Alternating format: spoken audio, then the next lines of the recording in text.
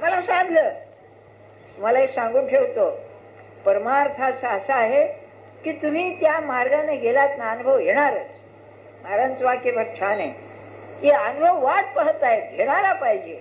पण त्याला काय मोठं हे लागत नाही, त्याला की नाही ती तीव्रता लागते, आतली प्रामाणिकपणा लागतो. कोणाला फसवाल तुम्ही? जगात सगळीकडे फसवाल, स्वतःला तुम्ही फसवू शकणार नाही. जर तुम्ही साधन कराल तर तुमच्या मनोरंजनपणे अनुभव आलेच पाहिजे. सगळ्यात उत्तम अनुभव म्हणजे समाधान. वाह असं वाटलं पाहिजे. वाह वाह ही लेहू, कबीराचा दोहा आहे. तू जे प्रसंग आणशील ना तो योग्यच आहे, बरोबरच आहे, असं सांगण्याचा हेतू काय माझा. तेव्हा इथे जो स्वतःला मी शहाणा आहे म्हणून मिरवतो, आथीला म्हणजे संपन्न असा अर्थ आहे माझ्याजवळ, त्याला काहीच कळत नाही. मग माझं जे सगळं ज्ञान आहे ते तुझ्याजवळ, माझी संपत्ती आहे, तुझी कृपा आहे, माझं असणं तुझ्या स्वाधीन आहे, हे ज्याच्यात आहे ना त्याला थोडीशी जाणीव आहे. भाऊसाहेब एकदा पडले आणि थोडस हाड मोडलं, थोडस बरं झालं. तर 2-3 महिने हा पडून होते घरी. एवढ्या दवाखान्यात जायचे नसते, घर पडले असायचे. तेव्हा मी म्हणले, भाऊसाहेब तुम्हाला त्रास होतो ना? नाही म्हणाले, हाही अनुभव फार चांगला आहे म्हणले, पडल्या जपाशिवाय दुसरं काही करताच येत नाही. 90 वर्षाचं वय होतं त्यावेळेला ही त्यांची भाषा आहे. आपण किती हे सुचलं असं सांगा, नाही का? त्रास होतोच होता, परंतु बघा कशी वृत्ती आहे. म्हणजे त्या जीवनामध्ये जे जे घडतं ते तू मला शिकवतो आहेस, मला तयार करतो आहेस, ही भावना पाहिजे. प्रत्येकानं शिकण्यासारखं हो. त्याने होतं काय, काळ काही तसा राहत नाही, काळ जातच असतो, तो प्रसंगही नाहीसा होतो. सगळा काळ काही वाईट कदाच नसतो, चांगला वाईट काळ येणारच. अशा सगळ्या ह्याच्यामध्ये अरे काय तुझी शिकवण आहे, ही दृष्टी जर असेल तर माणूस बरोबर हे करतो अगदी, म्हणजे तयारी होते त्याची, हा सांगण्याचा हेतू. म्हणून पुढे म्हणाले, आम्ही जाहलो आईसे जे म्हणे. साधनाची एक मर्मज्ञ गोष्ट अशी आहे, साधनं सोपं आहे, टिकवणं फार कठीण आहे. माणसाला स्वाभाविक अतिशय लपवावं लागतं. आणि काही गोष्टी अशा काय होतं बघा, माणूस तयार व्हायला लागला ना, बाई असो पुरुष असो, त्याच्या वागण्यात एक गोडी निर्माण होते, त्याच्या भाषेमध्ये एक प्रकारचं चार्म ज्याला म्हणतात, सौंदर्य निर्माण व्हावं लागतं. त्याला एक नवीन विचार सुचतात, त्याच्या बुद्धीची तीव्रता वाढते, त्याच्या ज्या स्वाभाविक शक्ती आहेत ना त्या शक्ती प्रफुल्लित होऊ लागतात, विकार कमी होऊ लागतात. ते दाबून ठेवणं फार कठीण आहे, ते न दाखवणं फार कठीण आहे. एक लहानसं उदाहरण सांगतो आपल्याला. तुम्ही खरं व्यवस्थित जप केलात ना, तुमच्या बुद्धीची स्वच्छता तुम्हाला कळेल एकदम. बरोबर. एकदा काय झालं, हे आरडी रांगडे होते ना, ते त्यांचा पाठीचा जप बीप झाला आणि स्वयंपाकघरात आले.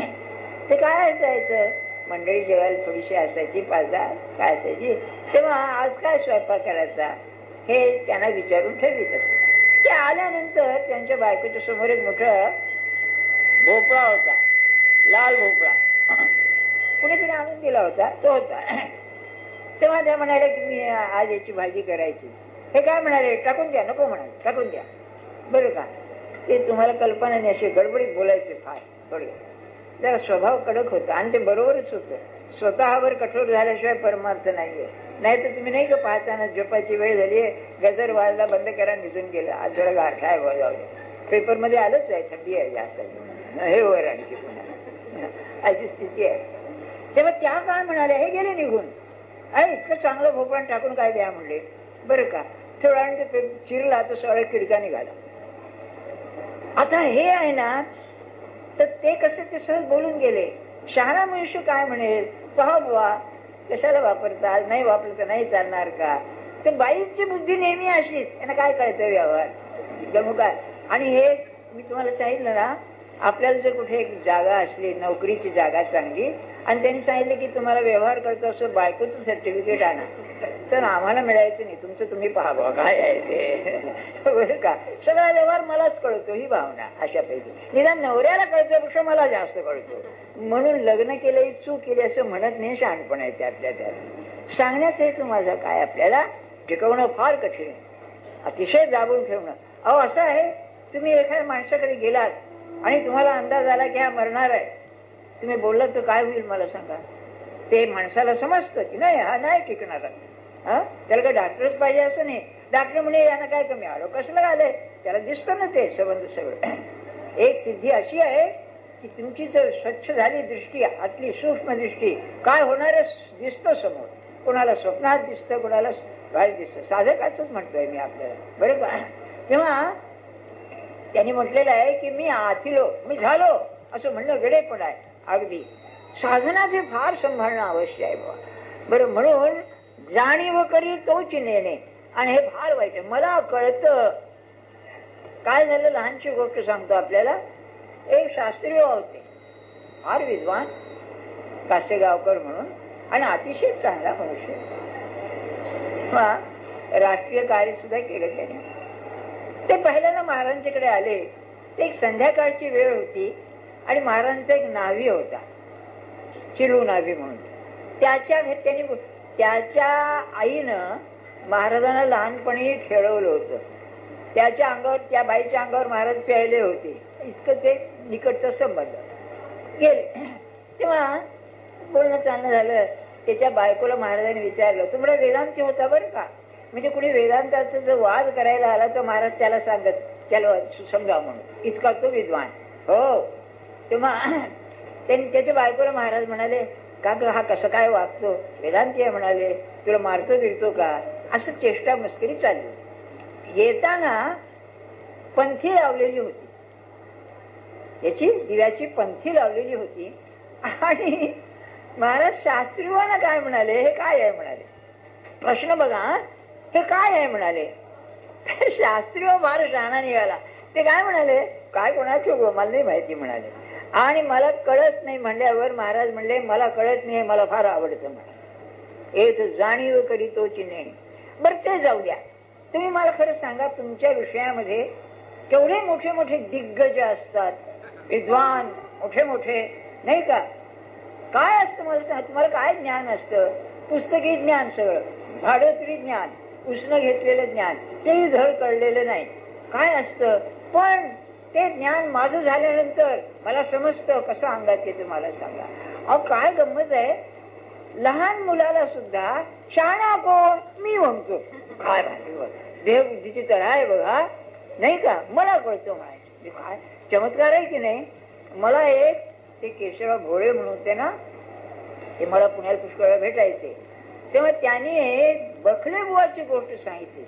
आपल्याला कल्पना नाही, अलीकडच्या काळामध्ये बखले हा महाराष्ट्रातला फार मोठा गवई होऊन गेला. फार जबरदस्त विद्या, त्यांचे गायनचे प्रकारे, नाटकाची गाणी सगळी त्यांनी दिलेली आहे. बालगंधर्व ज्याच्या एवढा प्रसिद्ध झाला वगैरे वगैरे. तेव्हा ते जिथे गाणं, त्यांनी त्यापैकी आपली डॉक्टरकी सोडली बघा. 5व्या वर्षाला ती सोडून दिली त्यांनी, ते डॉक्टर झालेच नाही, मैफलला जायचे, अभ्यास कुठला आलाय बरं. तेव्हा सांगायची मत अशी, त्यांना एकदा यांनी विचारलं की आणखी किती शिकायचं आहे. तर त्यांनी काय सांगितलं, स्वर समुद्र आहे म्हणाले. तुम्ही किती खोल जाल, जितकं खोल जाल तितकं आणखी खोलच आहे.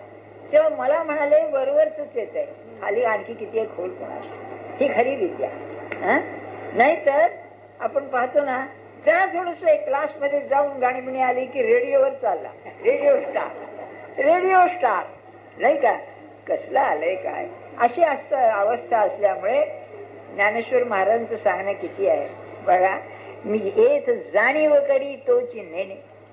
भगवंताच्या जवळ जायचं म्हणजे मी नाही रे नाही, मला शून्य करतो असं आहे. मग अथवा यज्ञदानादी किरीटी, का तपे हनचे हुटहुटी, ते तृणा एकासाठी न सरे येत. तृण म्हणजे गवताची काडी. इथे गवताच्या काडी इतकी किंमत नाही. कशाला तर म्हणले यज्ञदान, तपश्चर्या केली मोठी. आणि ज्ञानेश्वरांनी सांगले तपे हानचो हुटहुटी. हुटी म्हणजे बडबड करतो लेखाचा, आपण तपश्चर्याची बडबड करतो. इथे इतकी किंमत नाही, कवडी इतकी किंमत नाही. आपण कवडी शब्द वापरतो म्हणजे काडी इतकी किंमत नाहीये, नाही. आणि तुम्हाला एक सांगून ठेवतो, अनुभवाची गोष्ट असते. खरी नम्रता जी आहे ना, बोलण्यात चालण्यात नजरेमध्ये सुद्धा दिसेल. मी तर असं म्हणेन, खरा नम्र झाल्यानंतर त्याच्या चालण्यामध्ये सुद्धा दिसेल तुम्हाला. हं? हे मी का म्हणतोय, हा होता ना महावीर, जैन धर्माचा संस्थापक, ते त्याच्या अहिंसेचं त्याचं तत्व, तर तो चालताना सुद्धा ज्ञानेश्वर महाराजांचं 13व्या अध्यायामध्ये वर्णन आहे की त्या जीवाना दुखेल इतकं सांभाळून तो पाऊल टाकतो. अहिंसेमध्ये ज्ञानेश्वर महाराज वर्णन केलंय. तसं तो अगदी कोणाशी बोलताना, प्राण्यांना हे करताना अतिशय मऊपणाने त्यांच्याशी हे करी, बरं का. म्हणूनच हे जे सत्पुरुष असतात ना, ते की नाही प्राण्यांच्या हातावर हात फिरवताना सुद्धा अतिशय प्रेमाने, नम्रतेने सुचवत. मला एक गोष्ट आठवते म्हणून सांगतो. मी गोष्ट काय सांगतोय मध्ये, तुम्हाला ते विषयाचा कंटाळा येऊ नये म्हणून. येणार झोपा पण कंटाळा करू नका, बरं का. काय झालं, रमण होते ना, हा असाच अतिशय नम्र माणूस, काय सांगू आपल्याला. तेव्हा त्यांच्याकडे एक प्रभावती देवी म्हणून या संस्थांची एक कन्या यायची, राणी असती. तिचं लग्न ठरलं. लग्न ठरल्यामुळे त्यांचा आशीर्वाद घेण्याकरता ती आली. तेव्हा तिला त्यांचा आशीर्वाद पाहिजे होता, त्यांच्या पायावर डोकं ठेवायचं. तर ते काही फारसे हे देत नसतं, तसं पायावर डोकं ठेवलं. नम्रतेचं सांगतो मी आपल्याला.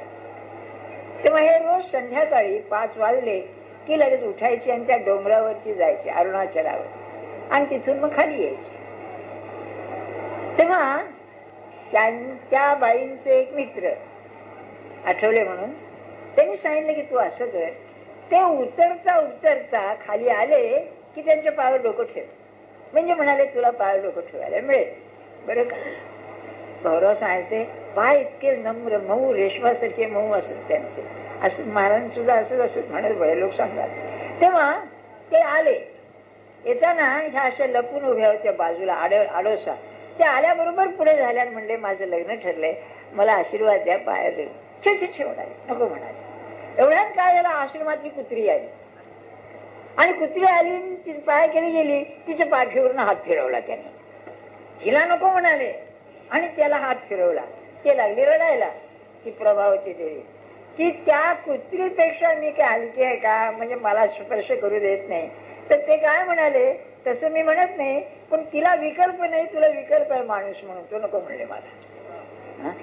काय असतं बघा, त्या प्राण्यानं सुद्धा ते कळतं. बरं, 2 गोष्टी सारख्या सांगतो आपल्याला, की महाराजांकडे गंगी म्हणून लंगडी गाय होती. तर ती संध्याकाळी आली ना, म्हणजे महाराजांच्याकडे धावत यायची आणि महाराजांच्या अंगावर हात फिरवला म्हणजे जायची. अशी स्थिती रमणांची होती. हे संध्याकाळी 5 वाजता निघाले की ती एक गाय होती, ती दाव सोडून यांच्याकडे यायची आणि जरा पाठीवरून हात फिरवला म्हणजे तिला बरं वाटायचं. त्यांना ते प्रेमाचं हे बरोबर, त्या नम्रतेचं हे लक्षण आहे.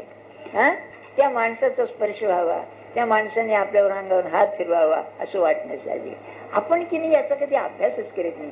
आपली नम्रता म्हणजे काय हो, नाटक आहे, नाटक सगळी, नाही का. ते मी एका आमच्या मद्रासी विद्यार्थ्याला विचारलं, you have learn by heart one thing, yes sir, no sir, बरं का. तो हसला, चांगला प्रेमातला होता. तो म्हणला बरोबर आहे. तर मी म्हणलं त्याला, पुढे तो MA झाला, याच्या लेक्चरर होता आपल्या रुपारेल कॉलेज इंग्लिशचा. तर म्हणलं त्याला स्वामी म्हणे मी, Swami do you really mean when you say yes sir.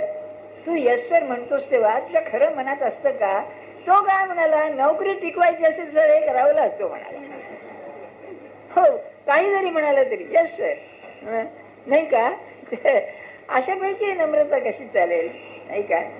तसं नाही, खरी नम्रता ती व्यवहाराच्या उलट नका करू, बरं का. माझं असं नाही म्हणणं, पण आतून पाहिजे. एवढ्या अवाढव्य जगामध्ये कोट्यावधी माणसं गुणी आहेत, कलावंत आहेत, त्यात माझी काय किंमत आहे, म्हणजे भगवंताच्या जवळ जाता येईल. हा ज्ञानेश्वर महाराजचा हेतू आहे सांगण्याचा. मग पाहे पा जाणीवेचे नि बळे, कोण वेदापासून असे आगळे, की शेषाहून तोंडागळे बोल की आती. आता त्याच्याशी नम्रता एक उदाहरण, पौराणिक उदाहरण देतात ज्ञानेश्वर महाराज. म्हणाले, ज्ञान जे म्हणतायत त्या ज्ञान म्हणजे वेदापेक्षा आणखी कोणी ज्ञानी आहे का. असं वेदाला एवढं महत्व काय आहे जगामध्ये, भारतामध्ये नव्हे जगामध्ये. अध्यात्म ज्ञान शब्दबद्ध केलं असेल तर वेदांनी केलं पाहिजे, म्हणजे उपनिषद आहे. बरं, त्याच्या आधी कोण संस्कृती होती काय होती माहिती नाही, आता काही लोक म्हणतात वेदांचा काळ आहे 25,000 वर्ष. अविनाश दास म्हणून आहे बंगाली, तो म्हणतो 25,000 वर्षाचा आहे. लोकमान्य म्हणून 6,000 वर्षाचा आहे. कोणाच काय आहे, पण खरं अध्यात्म ज्ञान शब्दबद्ध तिथे झालं 5,000 6,000 10,000 वर्ष धरा. तेव्हा वेदापेक्षा आणखी कोण शहाणा आहे. शेषाहून तोंडागणे बोल की आधी, शेषाला 100 तोंड आहेत की, त्याच्यापासून बोलणारा आणखी कोणी आहे का. तो ही अंथरुणा तळवटी हे धडे येरू नेती नेती म्हणून बहुडे येत सनकाधिक वेळे पिसे जाहरे. आपल्याकडे या परमार्थाचे आदर्शाचे 4 सनक सनंदन म्हणून सांगितले, 4 त्यांना सनकाधिक म्हणतात. तर ते सुद्धा भगवंताचं ज्ञान पाहून वेडे झाले. तेव्हा त्यांच्या पुढे भगवंतापुढे आपलं ज्ञान काही असेल का. काय सांगू तुम्हाला. समर्थाने तर त्यावेळच्या लोकांचं वर्णन करताना म्हणाले, जनी हित पंडित सांडित गेले. पण समर्थ असते अहंतामुळे ब्रह्मराक्षस झाले. सांभाळा हो, कुणीचं भानगडी पडला तर. ते ब्रह्मराक्षस होता का नाही कोणा ठेव, पण तो काय अहंकार असतो नाही का. विचार करा. किंबहुना तुम्हाला एक गंमत सांगू का अभ्यासाची. समर्थांची जुन्या जाजवात एक ओळी आहे, लीनते सारिखे रत्न उदंड केला जरी प्रयत्न. शब्द बघा ना समर्थांचा, लीनते सारिखे रत्न उदंड केला जरी प्रयत्न तरी न जोडे प्रयत्न केला पाहिजे. आणि हे खूणच आहे, जो नम्र नाही तो परमात्मा स्वरूप पाहणार शक्यच नाही. म्हणून मनाच्या श्लोकात म्हणाले, अतिलीनता सर्वभावे स्वभावे. सिन्सिअरिटी सर्वभावे, स्वभाव म्हणजे हॅबिच्युअल झाली पाहिजे, कृत्रिमता उपयोगाची नाही, नाही का. ती यसर नुसर पैकी नाही की नाही, खरं वाटलं पाहिजे. आता असं आहे, ते वागण्यामध्ये सुद्धा अकृत्रिमता पाहिजे, त्यामध्ये आरोपित नसावी. बरं, तर माणसाच्या बोलण्या चालण्यात उठण्या बसण्यात तुम्हाला कळेल नम्रता ही काय असते. मी असं मनुष्य पाहिला अगदी. ते तात्यासाहेब होते ना, काय त्या माणसात विलक्षण नम्रता होती. म्हणजे त्यांच्या नजरेमध्ये, बोलण्यामध्ये, पाहण्यामध्ये. असं म्हणाले की तुम्हाला जेवढे महाराज कळले तेवढेच मला कळले, आणि महाराजांचं अधिष्ठान त्यांच्या ठिकाणी.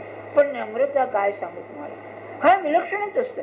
ती कृत्रिमता नाही, ती स्वाभाविक, म्हणजे ते सांगून येत नाही आणि ते शिकायला पाहिजे.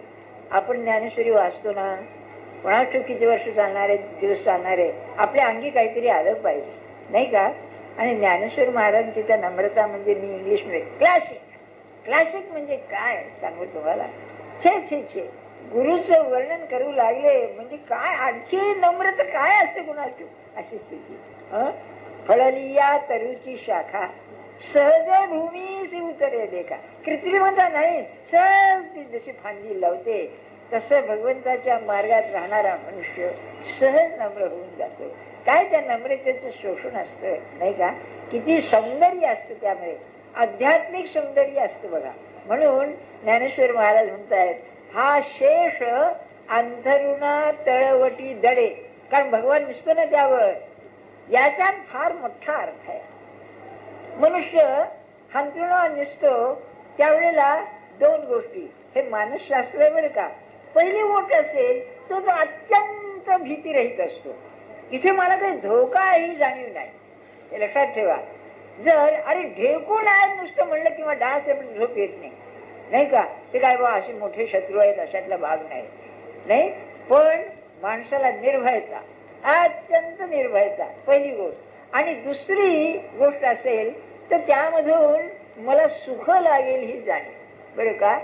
बेचैन होतो नाही तर फार मनुष्य त्याच्यामध्ये, हे मानसशास्त्र सांगते. तर म्हणाले भगवान योगनिद्रा घेतात ना, शेषावरती निसतात. म्हणजे त्यांना खात्री आहे की हा मला बुडवायचा नाही. समुद्रात आहे ना होते, पण समजा गेला खाली तळायला म्हणजे भगवान वरती तरंगत राहतील की. तर तो पोहायला येत असलं तर बाहेर येईल, समजा सोडून द्या. पण डेंजर आहे की नाही, मग असं काय करता. अरे अहो साध याच्यामध्ये आपला अनुभव आहे. याच्यामध्ये 3 टेअर असतं ना याच्यामध्ये, गाडीमध्ये पहिला, दुसरा भाग आणि तिसरा. दुसऱ्याला मधला भाग डोक्याला जळ वर केलं की टाळकं फुटतं त्याच्यामध्ये, नाही का. लक्षात राहत नाही उठल्याबरोबर डोकं फुटतं आपलं. असं नाही तर हा याच्या त्यांना बेच्यावरती निद्रा घेतो, म्हणजे याचा अर्थ असा की हा असून सुद्धा याला त्याची जाणीव नाही. आणि खरं एक सौंदर्य आहे, सुंदर स्त्री असावी, बक्षीस मिळालेलं पाहिजे असं असून सुद्धा त्याची जाणीव नाही. अत्यंत विद्वान असून त्याची जाणीव नसावी. मला एक लोकमान्यांची गोष्ट आठवते. ते मद्रासला गेले होते आणि तिथून परत येत होते. त्यावेळेला ब्रिटिश सरकारचं म्हणजे काय त्यांच्यावर पहारा असेल, तो ब्रिटिश कमिशनर ऑफ पोलीस होता, तो मद्रासचे होता तिथे. तर तो त्या व्यवस्थेकरता स्टेशनवर होता. ते माझ्या डब्यात बसले असताना म्हणाला की म्हणा स्वराज्य जर मिळालं तर आपण काय तिथले पंतप्रधान होणार का? अरे काय म्हणतोस काय? म्हणाले हे माझं काम नाही, मी एखाद्या कॉलेजमध्ये मॅथमॅटिक्सचा प्रोफेसर होईल म्हणाले. हे काय नाही. त्याला आश्चर्य वाटलं, हा एवढा विद्वान माणूस आणि एवढं कार्य करणारा, पण त्याला त्याचं काहीच नाही, नाही का? कसं खरं हे असतं बघा. स्वभावाप्रमाणे नम्रता याची ती खरी, पण सौंदर्य असावं, अपार संपत्ती असावी, एखादा गुण मोठा असावा, वक्तृत्वासारखा काही असेल, पण त्याची जाणीव नसावी. यात जे खरं सौंदर्य आहे ना, ते लिहिण्याशिवाय येत नाही, हे मला म्हणणं आहे. बरं, पुढे म्हणाले, मग करिता तापसांची कडसणी कवनू जवळा ठेवी जेल शूल पाणी, तोही अभिमान सांडून पायवणी माथावा आहे. काय खुबी आहे सांगण्याची. शंकराने गंगा माथ्यावरती घेतली. गंगेचा उगम कुठे आहे? भगवंताच्या चरणाशी. भगवंताच्या चरणाशी निर्माण झालेली गंगा शंकराने डोक्यावर घेतली. हा तापसांचा गुरु तपस्वी, किंबहुना आपल्याकडे अशी परंपरा आहे पुराणामध्ये की अध्यात्म ज्ञानाचं मूळ असेल तर शंकरापासून आहे. नाथ पंथामध्ये आहे ना की पहिल्यांदा शंकरापासून ते ज्ञान आलेलं आहे, किंबहुना शंकर हा त्याचा आहे. ते म्हणाले शंकराची नम्रता काय विचार करण्यासारखी आहे. तुझं काय मोठेपणे, हा तापसांचा गुरु राजा, तो शंकर भगवंताच्या चरणी निर्माण झालेली गंगा आपल्या डोक्यावरती येतो. तर मग आपण भगवंताच्या बाबतीत किती नम्र राहिलं पाहिजे, नाही का? आणखी त्यांची ओवी आहे 12व्या अध्यायामध्ये, बरं का? त्यात श्रद्धा कशी असावी, बरं का, कशी ठेवावी. तरी श्रद्धा वस्तूसी आदरू करिता जाणीजे प्रकार. ज्या ठिकाणी आपण श्रद्धा ठेवणार त्याला कशी ॲटिट्यूड आपली दृष्टी पाहिजे. करिता जाणीजे प्रकारू जई होय श्री गुरु सदाशिव. शंकर भगवंताचं नाव घेतो ना, तर हा भगवंताचं नाव घेणारा शंकर स्वतः महादेव आहे. महादेव असून तो देवाचं नाव घेतो, त्याच्यावर श्रद्धा ठेवतो. अशी श्रद्धा ठेवावी. किती ज्ञानेश्वर महाराजांचं कसं आहे, दृष्टी काय आहे बघा. म्हणून म्हणाले ना तरी आथिलेपणे सरिसी कवणी आहे लक्ष्मी ऐशी. श्रेय सारिखी दासी घरी जी येते. ते श्री संपत्ती विद्या वगैरे ज्या दासी आहेत, या घरी जिच्या दासी आहेत घरी, अशी ही लक्ष्मी या खेळता घरकुळी. खेळ मांडला जगाचा, घरकुल मांडलं, तया नामे अमरपुरे जरी ठेविली तरी न होती काय बाहुली इंद्राधिकत्यांची. या जगात निर्माण केलं इंद्रादी देवता, ही भावल्यासारखी जी खेळवते, ती या नावडवणी जेव्हा मोडीती तेव्हा महेंद्राचे रंग होती. हे सामर्थ्य तिचं. या झाडा जीवते पाहते ते कल्पवृक्ष. अहो काय नुसती नजर टाकली झाडावर तर कल्पवृक्ष होऊन जात.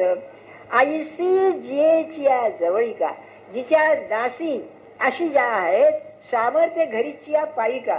घरातल्या दासांचं एवढं सामर्थ्य जिचं आहे ते लक्ष्मी मुख्य नायिका न म्हणीची आहे. पैशाबद्दल मुद्दा म्हटलेला आहे, तिची किंमत नाही इथे. या लक्ष्मी अशी तिचं सामर्थ्य आहे. मनी इज पॉवर ना, असं सर्व असून सुद्धा तिची किंमत नाही. मग सर्वस्वे करून सेवा अभिमानू सांडून पांडवा. ते पाय धुवाव्याची दैवा पात्र झाली. भगवंताची पायाशी आहे ना ती, तर त्याचं पाय धुण्याचं भाग्य तिला लाभलं. म्हणून मी मुद्दाम ती ओळी सांगतोय. थोरपण परा सांडीजे, सारांश काढला. हे सगळं पाहून शंकराचं सांगितलं, लक्ष्मीचं सांगितलं. थोरपण परा म्हणजे पलीकडे सांडीजे, व्युत्पत्ती आघवी विसरीजे. विद्वत्ता पूर्ण विसरावी. तई जवळीक जगा धाकुटे होईजे, तई जवळीक माझी. जगाला जो नम्र होतो तो माझ्या जवळ येतो. तर हे ओवी आपली शेवटची आली आहे. आता पुढच्या रविवारी मी सांगितलं. जानकी जीवन स्मरण जय जय राम. रघुपती राघव राजा राम. पतित पावन सीताराम. राम रघुपती राघव राजा राम. पतित पावन सीताराम. राम रघुपती राघव राजा राम. पतित पावन सीताराम. जानकी